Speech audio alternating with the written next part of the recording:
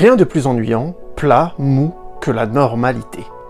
En ce mercredi 30 novembre 2022, heureusement, le cinéma nous en débarrasse. Fumer fait tousser de Quentin Dupieux. Unique. Dans le paysage du cinéma français, Monsieur Oiseau a creusé un abîme entre lui et le reste des productions. Triturant tous les éléments du 7e art avec un enthousiasme sadique, le voilà donc de retour pour s'attaquer cette fois au mythe du super-héros par l'angle du Super Sentai. Personne depuis le sketch mythique des Inconnus n'a emprunté les codes de cet univers typiquement geek de chez Geek, car réclamant de s'intéresser très fortement à la culture populaire japonaise.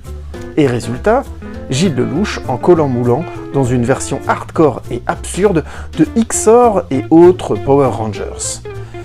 Stupide, lunaire, en un mot, rafraîchissant. A Banquet de Ruth Paxton. L'anorexie comme une magie démoniaque? Voilà ce que l'on appelle un excellent pitch. Le lien à la nourriture est devenu une question épineuse depuis la pandémie et le début de la guerre de l'énergie entamée par le conflit russo-ukrainien.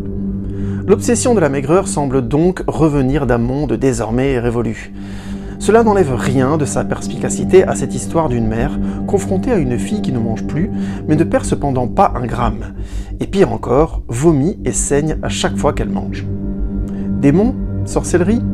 Dans tous les cas, un potentiel sous-texte extrêmement intéressant sur la nourriture et l'acte de subsistance qui ne peut se résumer à survivre. Perturbant et passionnant.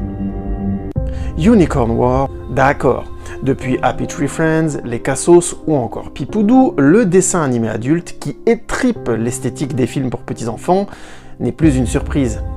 Mais admettez, chers lecteurs auditeurs, que d'entendre « une bonne licorne est une licorne morte » vous fait instantanément kiffer, pas vrai?